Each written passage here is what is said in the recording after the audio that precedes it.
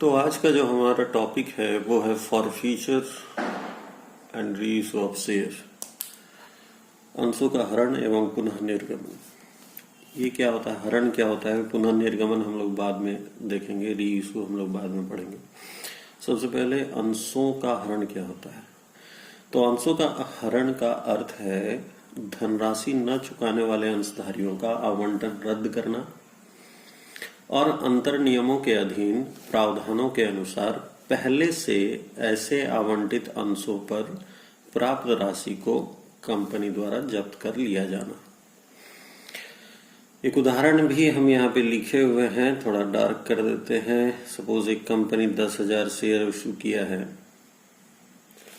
At the rate of ₹10, suppose 10 रुपया करके। Application में 3 रुपया, अलॉटमेंट में 4 रुपया और फर्स्ट कॉल में 3 रुपया मांगा गया। अब सभी लोगों ने पैसा दिया, लेकिन एक शेयर होल्डर जिसके पास 100 शेयर था वो एप्लीकेशन का पैसा तो दिया लेकिन अलॉटमेंट और कॉल का पैसा नहीं दिया। एज अ रिजल्ट उसका शेयर को फॉरफिट कर लिया गया, जब्त कर लिया गया। इसी को कहते हैं अंशों का जब्तीकरण या अंशों का हरण।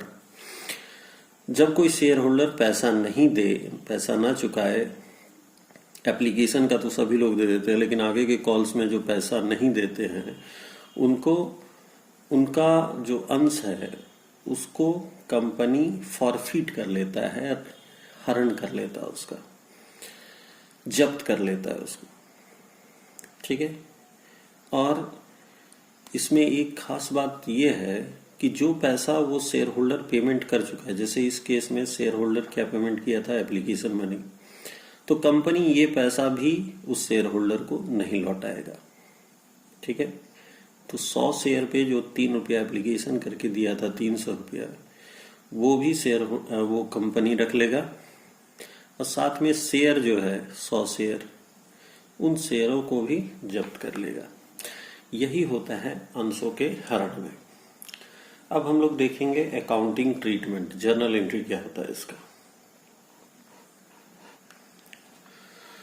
Accounting treatment on forfeiture of share when the shares are issued at par. जब सम मूल्य पर जारी किया जाए शेयर को और उसके बाद कोई शेयर होल्डर पैसा न दे, तो उस समय क्या जर्नल एंट्री करते हैं उसके शेयरों को जब्त करने के लिए। मतलब अकाउंटिंग लैंग्वेज क्या होता है। ऐसे तो जब्त करना एक कानूनी प्रक्रिया है, लेकिन अकाउंट्स में हम उसको कैसे दिखाएंगे कि अंशों को जब्त कर लिया गया है। तो उसके लिए जो एंट्री होता है वो होता है शेयर कैपिटल अकाउंट को डेबिट करते हैं हम लोग। और शेयर कैपिटल अकाउंट डेबिट किससे होगा, तो जब्त अंश, जितना शेयर जब्त किए हैं। जैसे इस एग्जाम्पल में हम लोग 100 शेयर जब्त किए हैं तो 100 लिखेंगे और मल्टीप्लाइड बाय मांगी गई राशि, called up amount. Called up amount जैसे इस केस में हम लोग पूरा का पूरा 10 रुपया मांग रहे हैं उससे। 3 रुपया एप्लीकेशन, 4 रुपया अलॉटमेंट, 3 रुपया first call, first and final call, उसके बाद जब्त कर रहे हैं।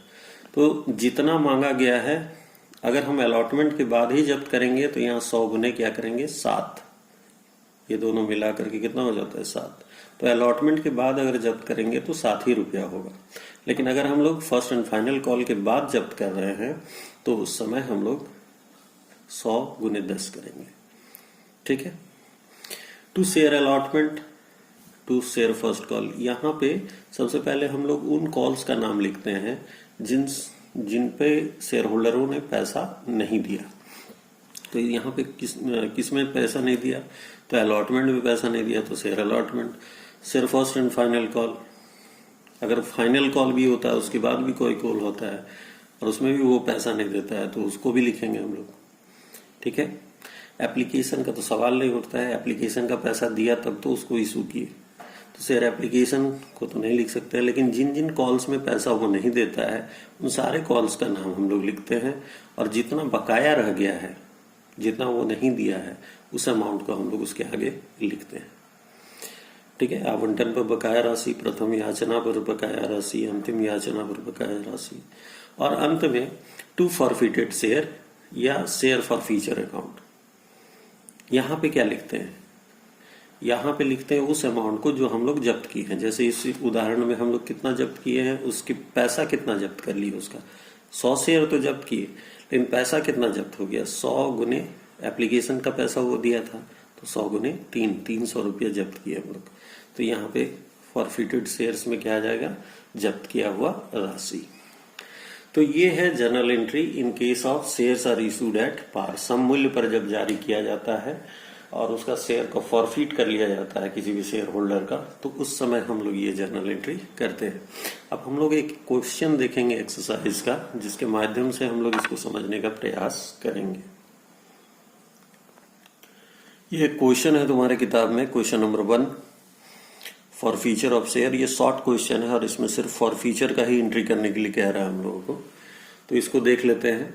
बोलता है ए लिमिटेड फॉरफिटेड 200 शेयर्स। ए लिमिटेड क्या फॉरफिट कर रहा है, 200 शेयर को फॉरफिट कर रहा है, of ₹10 each, fully called up, पूरा के पूरा 10 रुपया कॉल किया गया था। हेल्ड बाय स्वाति, स्वाति के पास ये 200 शेयर था, for non payment of allotment money of ₹3 per share and final call money of ₹4 per share. 3 रुपया अलॉटमेंट का नहीं दिया और final call, first and final call में कितना नहीं दिया, 4 रुपया। She paid the application money of ₹3 per share. 3 रुपया सिर्फ एप्लीकेशन का पैसा वो दिया था, दी थी, और बाकी अलॉटमेंट और कॉल का पैसा नहीं दी थी। एज अ रिजल्ट उसका शेयर को फॉरफिट कर लिया गया है। तो give journal entries for the forfeiture of shares. हम लोग यहाँ जर्नल एंट्री देना है फॉरफीचर ऑफ शेयर्स का। तो सिर्फ फॉरफीचर का एंट्री करेंगे, ऐसे क्वेश्चंस में हम पूरा एंट्री नहीं करेंगे, एप्लीकेशन से लेकर के पूरा फर्स्ट एंड फाइनल कॉल तक का एंट्री नहीं करेंगे। हम लोग सिर्फ यहाँ जहाँ जो क्वेश्चन में जो बोला जाएगा वही हम एंट्री करेंगे। तो यहाँ पे हम लोग फॉरफीचर का एंट्री करेंगे। ये है इसका सॉल्यूशन, इसको हम लोग देख लेते हैं कैसे इसको सॉल्व किया गया है। तो 200 शेयर को फॉरफिट कर लिया जा रहा है at the rate of 10 each, जिसको इशू किया गया था 10 रुपया में। 3 रुपया एप्लीकेशन का पैसा वो दिया, लेकिन अलॉटमेंट और कॉल का पैसा वो नहीं दी है। एज अ रिजल्ट उसका शेयर को फॉरफिट कर लिया गया है। ठीक है, तो सबसे पहले हम बताए थे शेयर कैपिटल अकाउंट को डेबिट करते हैं, और ये कितना शेयर है, 200 शेयर है, multiplied by called up amount, जितना मांगी गई राशि कितना है, 10 रुपया पूरा के पूरा मांगा गया है उससे, तो 2000 हो जाता है, 200 गुने 10। अब हम लोग सबसे पहले उन कॉल्स का नाम लिखते हैं जिन कॉल्स में पैसा नहीं दिया गया। तो यहाँ पे किन किन कॉल्स में पैसा नहीं दिया गया, अलॉटमेंट में और फर्स्ट एंड फाइनल कॉल में, और उसके सामने हम लोग वही अमाउंट लिख देते हैं जितना वो नहीं दिया है। तो 200 शेयर पे 3 रुपया, अलॉटमेंट में नहीं दिया तो 600, और 200 शेयर पे 4 रुपया, 800 रुपया वो फर्स्ट एंड फाइनल कॉल में नहीं दी थी। एज अ रिजल्ट उसके शेयर को फॉरफिट कर लिया गया था। और लास्ट में हम लोग 2 शेयर फॉरफीचर, यहाँ जब्त हुआ राशि को लिखते हैं कि जितना जब्त किया गया है। जब्त कितना किया गया है, 200 शेयर पे सिर्फ एप्लीकेशन का पैसा वो दिया था 3 रुपया, तो 600 रुपया यहाँ पे हम लोग एंट्री कर देंगे। तो इस तरह से हम लोग इस क्वेश्चन को सॉल्व करेंगे। ठीक है, एक और क्वेश्चन हम देख लेते हैं। यहाँ पे क्वेश्चन नंबर 4 है तुम्हारे किताब में। सूर्या लिमिटेड जो है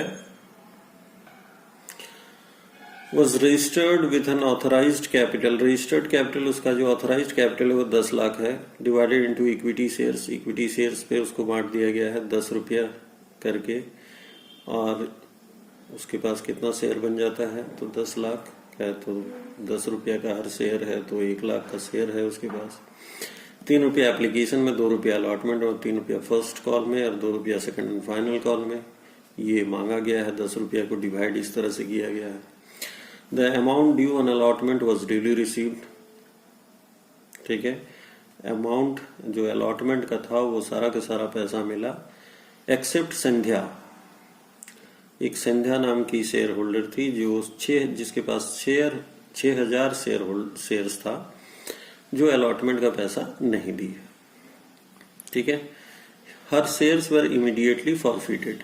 शेयर्स, उसके शेयर्स को पूरा तुरंत उसको फॉरफिट कर लिया गया। कहने का मतलब है अलॉटमेंट का जैसे ही वो पैसा नहीं दी, उसके शेयर्स को फॉरफिट कर लिया गया। देख लो, इसमें काफी इंपॉर्टेंट ये होगा क्वेश्चन। फॉर फीचर को समझने के लिए। On the first call being made, first call जब हुआ तो Abhijit holding 5000 equity shares paid the entire balance on his holding. एक शेयर होल्डर था अभिजीत जिसके पास 5000 शेयर था, वो फर्स्ट कॉल के साथ ही सेकंड कॉल का पैसा भी दे दिया। अब हम लोगों को इसका जर्नल एंट्री करना है। यहाँ पे जो सेकंड फेज है उसमें बेसिकली कॉल्स इन एडवांस है, अभिजीत वाला जो केस है, क्योंकि ये फर्स्ट कॉल में ही सेकंड कॉल का भी पैसा दे दे रहा है। कॉल्स इन एडवांस को तो जानते हो तुम लोग, और उसका हम लोग प्रैक्टिस भी किए हैं पिछले चैप्टर में। हम लोग को ये देखना है संध्या वाला केस को, तो देखते हैं कैसे इसको सॉल्व करेंगे हम लोग।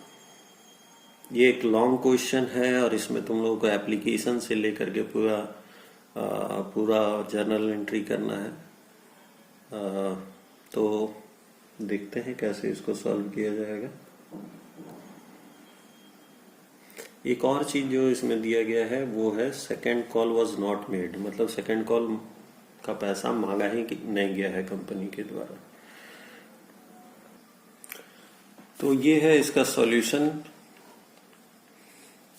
यहाँ पे एक हम सबसे पहले एक थोड़ा सा रफ वर्क किए हुए हैं क्वेश्चन को। 1 लाख इक्विटी शेयर है कंपनी के पास, 3 रुपया एप्लीकेशन, 2 रुपया अलॉटमेंट, 3 रुपया फर्स्ट कॉल और 2 रुपया सेकंड एंड फाइनल कॉल में मांगा गया है। 6000 एक शेयर होल्डर है जो 6000 शेयर रखे हुए है। एप्लीकेशन का पैसा तो दिया लेकिन अलॉटमेंट का पैसा वो नहीं दिया है। एज ए रिजल्ट उसका शेयर को फॉरफिट कर लिया गया है। ठीक है, उससे फर्स्ट कॉल और सेकंड कॉल के पहले ही, अलॉटमेंट के बाद ही उसके शेयर्स को फॉरफिट कर लिया गया है, ध्यान रखना है यहाँ पे। और एक शेयर होल्डर है 5000 जिसके पास है शेयर, वो एप्लीकेशन का पैसा दिया, अलॉटमेंट का पैसा तो दिया, लेकिन फर्स्ट कॉल के साथ ही सेकंड कॉल का पैसा भी वो दे दिया है। ठीक है, तो इसको ध्यान में रखेंगे। क्वेश्चन को सॉल्व करते हैं। सबसे पहले bank account debit to equity share application account कितना हो जाएगा। तो 1 लाख शेयर है, 3 रुपया करके एप्लीकेशन मनी है, 3 लाख हो जाएगा। दूसरा एंट्री, इक्विटी शेयर जो एप्लीकेशन का पैसा हुआ है उसको शेयर कैपिटल में ट्रांसफर कर देंगे हम लोग, वो एंट्री हम लोग कर दिए। तीसरा एंट्री में आते हैं हम लोग।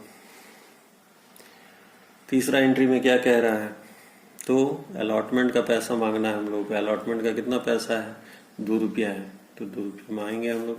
कितना मांगेंगे, 2 लाख रुपया। तो 2 लाख रुपया का एंट्री करेंगे हम लोग यहाँ पे। Equity share allotment to equity share capital account 2 lakh. लेकिन अलॉटमेंट में एक व्यक्ति पैसा नहीं दे रहे हैं। कौन नहीं दे रहे हैं, तो एक व्यक्ति हैं जिनके पास 6000 शेयर है, वो अलॉटमेंट का पैसा नहीं दे रहे। तो हम लोगों को क्या करना होगा, एंट्री कर देना होगा, एक कैलकुलेशन करना होगा। ड्यू ऑन अलॉटमेंट 2 लाख रुपया, और कॉल्स इन एरियर कितना रह गया, तो 6000 शेयर पे जो संध्या रखी हुई थी 2 रुपया करके, उसको अलॉटमेंट का पैसा नहीं मिला। तो दैट मीन्स उसको मिला कितना, 1,88,000 रुपया। तो 1,88,000 का हम लोग यहाँ पे एंट्री कर देंगे। अब क्वेश्चन में एक बात जो खास लिखा हुआ था कि अलॉटमेंट का पैसा चूंकि संध्या नहीं दी, उसके शेयर्स को इमीडिएटली फॉरफिट कर लिया गया है। तो हम लोग अलॉटमेंट के बाद ही फॉरफीचर का एंट्री भी करेंगे। तो एंट्री क्या करेंगे, इक्विटी शेयर कैपिटल अकाउंट को डेबिट करेंगे। 6000 शेयर था और एप्लीकेशन और अलॉटमेंट 3 रुपया एप्लीकेशन, 2 रुपया अलॉटमेंट, तो कुल मिलाकर के कितना हो जा रहा है, 5 रुपया। तो 6000 गुने 5, ये कॉल्ड अप अमाउंट है। Number of share forfeited multiplied by called up amount. ठीक है, तो कितना हो जा रहा है, 30,000 रुपया। To equity share allotment, allotment का पैसा वो नहीं दिया था, इसलिए अलॉटमेंट को मेंशन किया हम लोग। कितना, तो 6000 शेयर पे 2 रुपया करके वो नहीं देती है, तो 12,000। To share forfeiture account, तो शेयर फॉर फीचर कितना पैसा हम उसका जब्त किए, तो 6000 शेयर पे वो 3 रुपया करके दी थी, तो 18,000 रुपया उसका हम लोग जब्त किए। तो ये हो गया फॉरफीचर का एंट्री। अब फर्स्ट कॉल का एंट्री हम लोग करेंगे। फर्स्ट कॉल में हम लोग याद रखेंगे कि जो 6,000 फॉरफीट कर लिए हैं उसको फिर से पैसा नहीं मांगेंगे हम उससे, क्योंकि ऑलरेडी फॉरफीट कर चुके हैं। और यहाँ पे कॉल्स इन एडवांस का भी एंट्री हो जाएगा, क्योंकि हमारा अभिजीत जो है वो तुम लोग जानते हो, इसलिए मैं इसको नहीं बता रहा हूँ, हम छोड़ दे रहे हैं इसको। तो उम्मीद करते हैं तुम लोगों को जो फॉरफीचर का पार्ट है यहाँ पे समझ में आया होगा। और यही है, हम अभी इस वीडियो में इतना ही रखते हैं। बाद में तुम लोगों को प्रीमियम वाला एंट्री बताएंगे, जिसमें फॉरफीचर के केस में अगर शेयर इशू प्रीमियम में हो तो कैसे उसका फॉरफीचर होगा, ये बताएंगे, हम लोग डिस्कस करेंगे।